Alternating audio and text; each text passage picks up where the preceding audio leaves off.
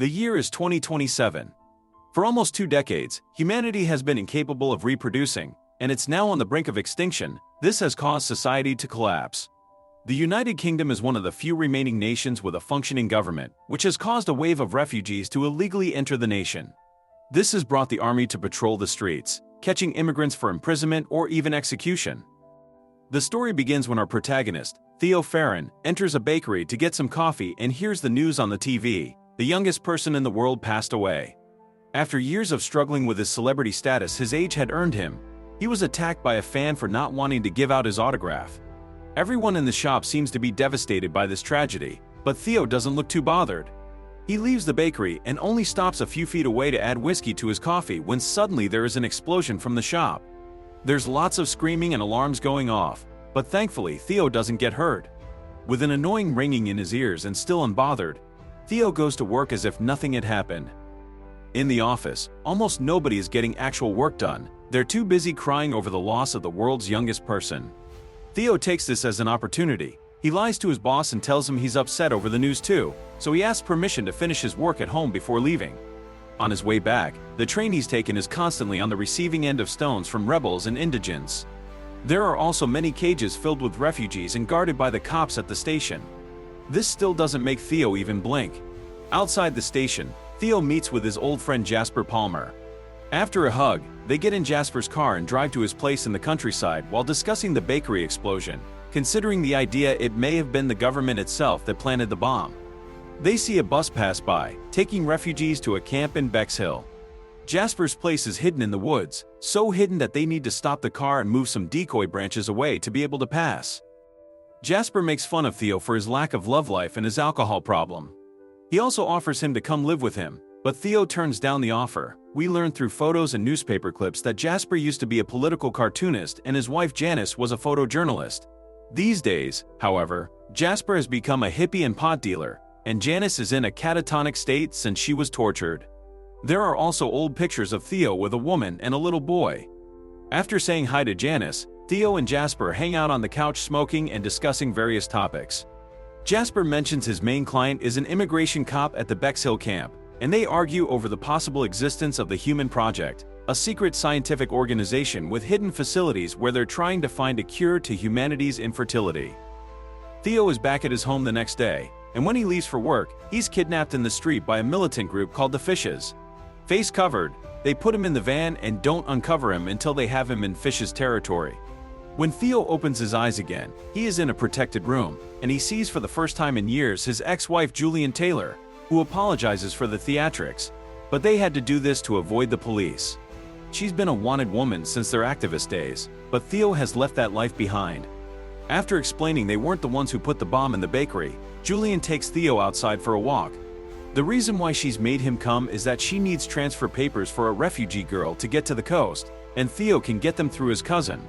Theo turns down the idea, and when Julian offers monetary compensation, he says he doesn't need her money, an obvious lie. Since he isn't collaborating, Julian makes her people cover his face again and take him out of their place. While on the van, one of the Fishes tells Theo this has never happened and that they'll always be watching him. Another one gives him a paper sign to hang on the tube in case he changes his mind. Then Theo is thrown in the middle of the street with some change for the bus. Sometime later, it seems Theo does end up changing his mind because he pays his cousin Nigel, who works as a minister, a visit. A fancy car with its own driver picks him up and takes him to the private residence, where the minister keeps and restores classic works of art, like Michelangelo's David, which is missing a chunk of its leg. After hugging, they have lunch together with the minister's son, who ignores them completely while playing on a screen connected directly to his body. After asking his cousin about his wife, Theo asks for the transfer papers by making up a story that they're for his girlfriend to be able to visit her very sick brother in Brighton. Nigel points out it's a huge favor since it's highly controlled, and, after yelling at his son to take his pills, he asks Theo to follow him to the window, where he tells him he'll see what he can do. Theo wonders why Nigel keeps all this art when in 100 years there won't be anyone to look at it.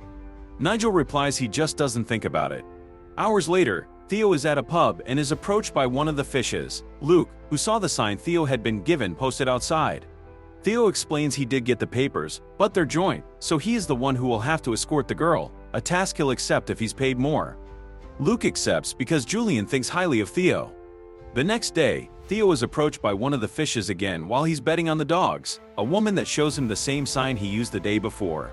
He follows her outside and onto a bus, where Julian is waiting for him. She asks about the papers before reminiscing about the old days, but they end up arguing over the way they handled the passing of their child, Dylan, and their eventual separation. When they reach their stop, they hurry out of the bus, and Theo takes the chance to ask why he was chosen. Julian says she trusts him. He also asks what will happen to them, and Julian says she doesn't know before pecking his lips. She says he's only come for the money. After crossing a bridge, they walk under it to meet with Luke, who gives Theo his money as soon as he asks for it. While explaining to him that he'll be taken to the first checkpoint in Canterbury and then he'll be on his own with the girl, they get in the car, where Theo is introduced to a woman named Miriam and the young girl he'll be escorting, Key. They drive to Canterbury. Theo sleeps at the beginning of the trip, but when he wakes up later on, he and Julian reminisce about their old days as activists and play a little game with a golf ball. When they're about to reach their destination, they're ambushed by an armed gang. Julian gets shot. They manage to drive away from the gang, but then it's the police that arrive and chase them instead. Luke has no other option but to stop the car. However, when he gets out, he shoots both cops before returning to his place behind the wheel and getting everyone out of there as soon as possible. They stop to say their goodbyes to Julian. The two women cover the body with a shawl and pray, while Theo pretends to be unaffected until he distances himself from them. Then he allows himself to cry. It doesn't last long though, because Luke quickly tells them to get back in the car so they can leave before they're caught again. It's nightfall when they reach a fish's safe house, where the entire group is meeting to vote for their new leader. Theo asks for a ride to London, but he's told it's too dangerous and he'll have to wait until the next day. Instead, he's offered a shower and clean clothes. After washing up, he chit-chats with one of the fishes before Miriam comes looking for him to take him to Key. She takes him to the barn while the fishes vote for Luke as their new leader. Inside the barn, Theo is left alone with Key, who says Julian told her stories of their child, and if things got bad, she should talk to Theo because he's the only one she can trust to take her to the boat called the Tomorrow. Theo doesn't want anything to do with this, so to convince him, Key takes off her dress and reveals her secret. She's pregnant. Theo is shocked, not believing what he's seeing, but the moment is interrupted by Luke, who takes them all back to the house. They watch the news on the TV. Julian's body has been found, and they're now looking for the people that were with her in the car. The police think they'll be able to identify them soon. An argument starts then about what they should do with Key. The fishes don't want to make her public because the government will take her baby away, but Theo thinks she needs proper care. There's also the matter of the human project being rather difficult to contact, so they may lose their only chance if they don't go to meet that boat.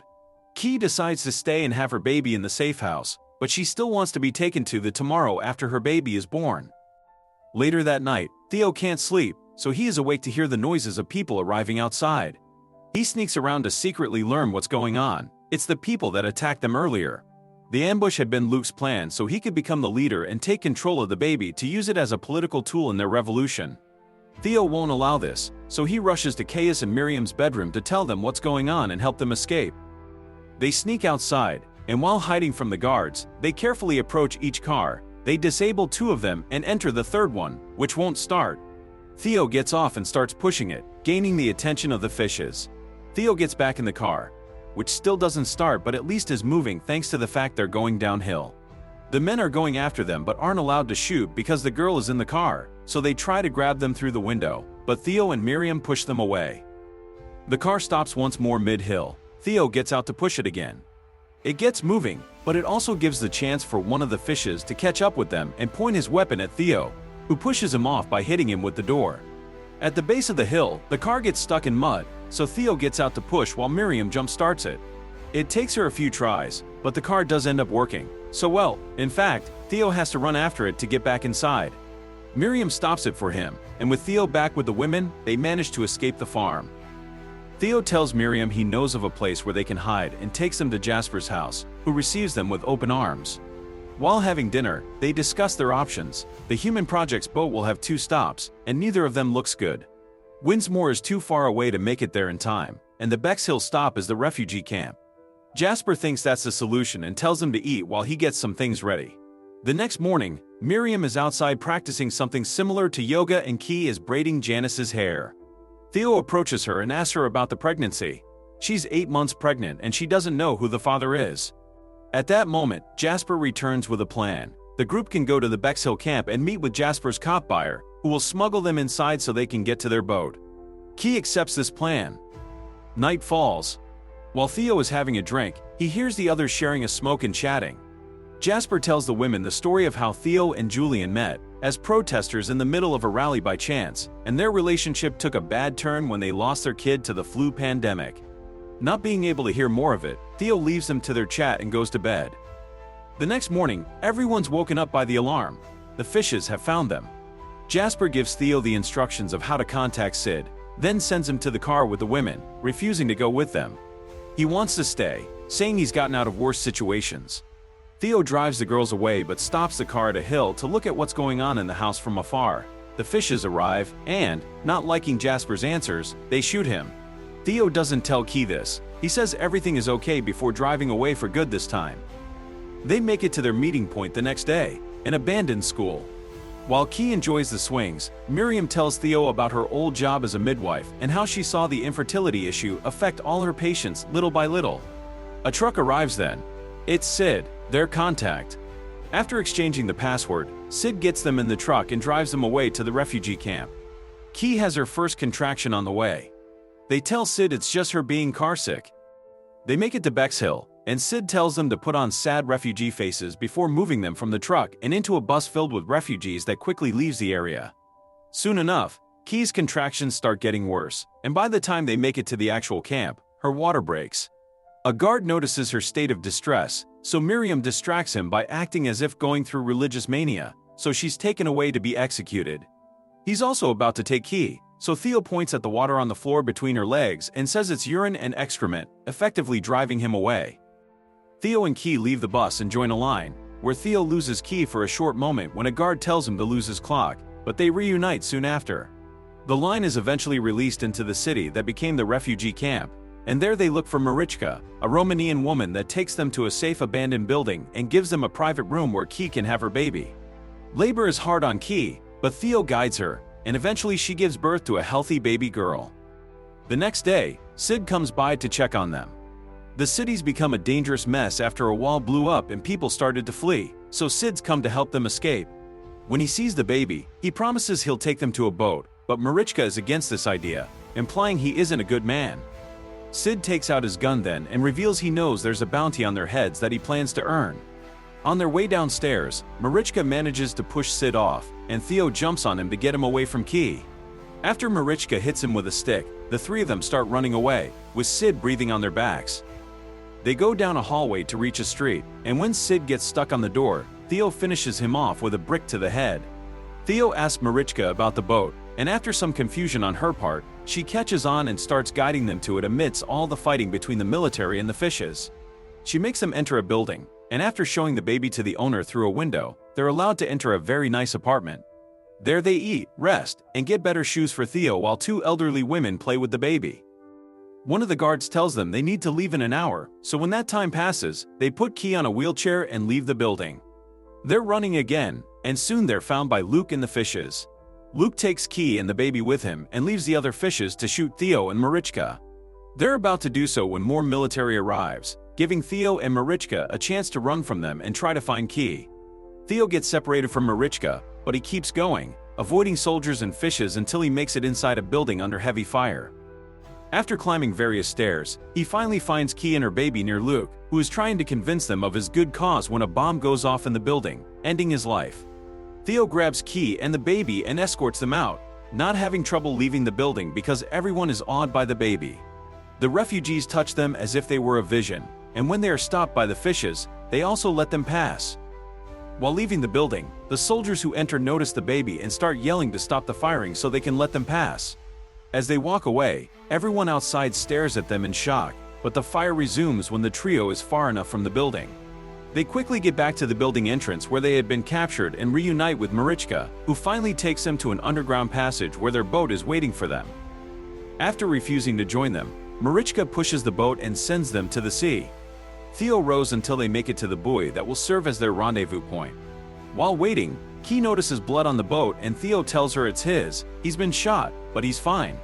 When the baby starts crying, Theo teaches her to burp her, and Key decides then that she will call her daughter Dylan, after Theo's child. It is then that Theo loses consciousness and perhaps even passes away exactly as the Tomorrow arrives to take Key and Dylan to safety.